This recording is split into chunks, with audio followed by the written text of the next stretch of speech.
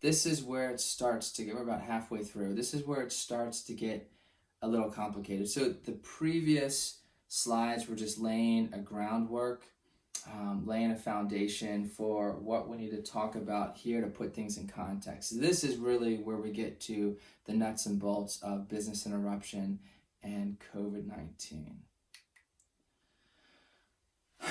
So we're going to read this. This is important.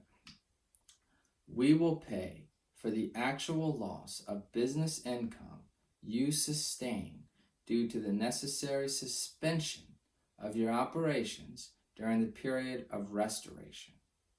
The suspension must be caused, pay attention, by direct physical loss of or damage to property at premises which are described in the declarations and for which a business income limit of insurance is shown in the declarations. This is crucial too. The loss or damage must be caused by or result from a covered cause of loss. We're going to break those two clauses down. Okay, what does direct physical loss of or damage to mean? This is the hill that we're going to die on, right? I mean, this is the crucial language with all of these disputes. It's going to be, battles are going to be fought over this language. This is it. This is the heart of the matter. So, what does it mean? What does that mean? Well, one of the first things to notice is it has or in there, right? So it's a disjunctive phrase, okay? So it's either direct physical loss of or damage to. So that's crucial to keep in mind. So there's arguably two avenues to go in, right? Either direct physical loss or damage to. Second point, terms are not defined in the policy, right? That quoted language, direct physical loss of or damage to, not defined, all right?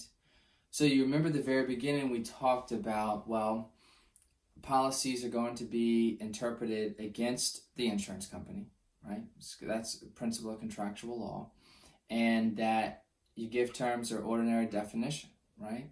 So what's more ordinary than a dictionary definition? So let's look at the dictionary definition. So the Webster online definition of loss, well, destruction or ruin, the act of losing possession. Okay, all right.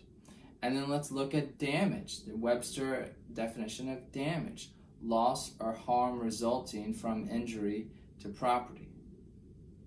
All right. So let's keep that in mind. Direct physical loss.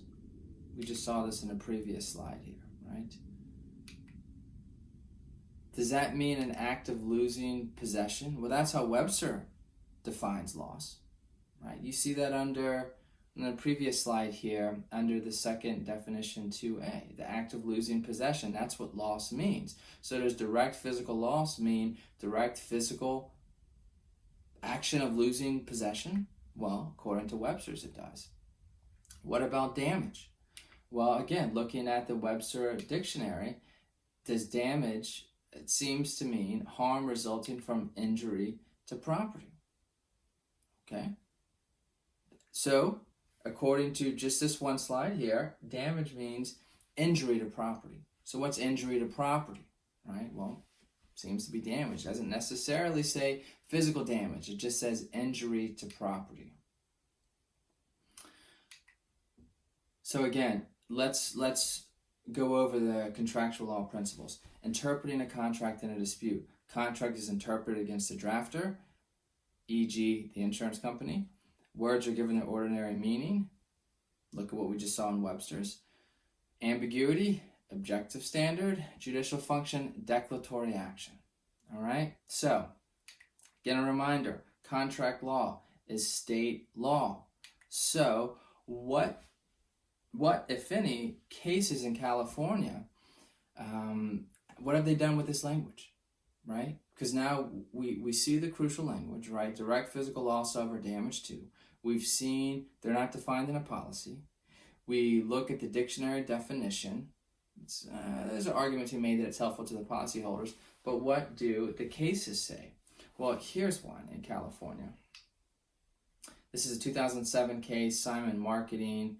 The site's here if you want to look it up, but it says direct physical loss generally means physical damage to insured property.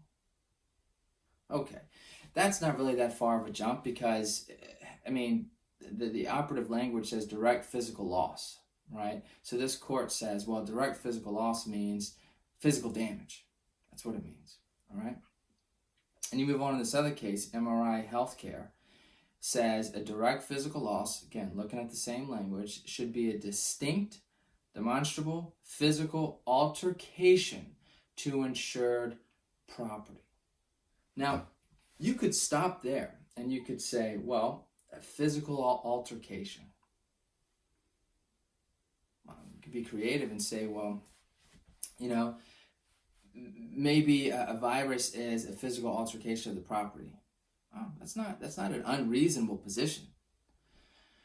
But the case goes on to say that such a loss should result in an actual change in the property from a satisfactory state to an unsatisfactory state.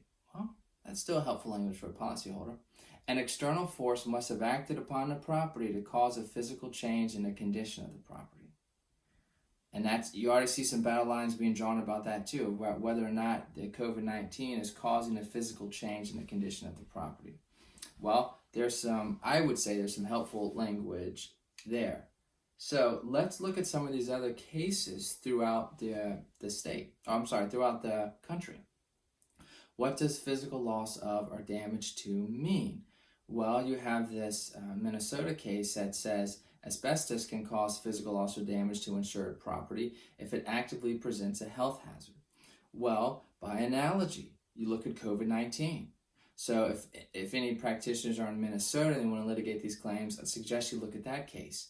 Then you have, looks like a federal case out of Minnesota that says bacteria can cause physical damage or physical loss or damage to insured property. Again, I would say bacteria is going to be closer to COVID-19 than asbestos is.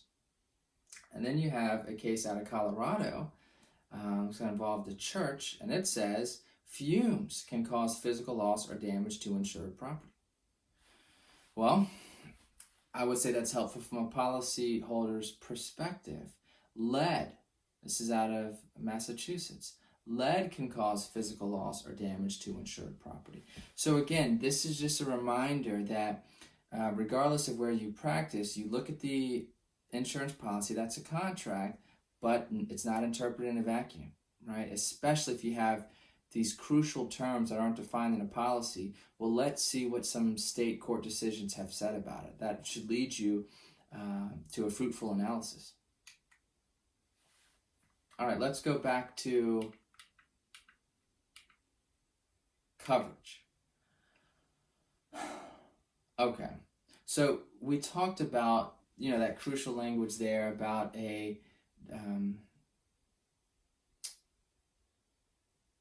about the damage and the loss. But here I want to focus on this. The loss or damage must be caused by a result from a covered cause of loss.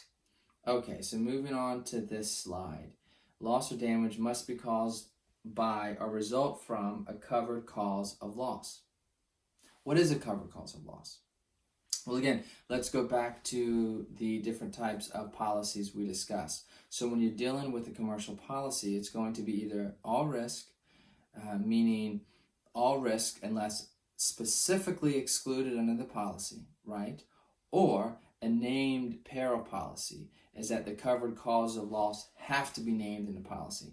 And I think 9 out of 10 times, if you're looking at this issue, from either the insurance company or the policyholder, you're going to have an all-risk policy, right? And so you look at the all-risk policy and you say, okay, everything is going to be covered, right? Unless the insurance company specifically lays out in the policy categories of perils that says, they're not going to be covered. All right? So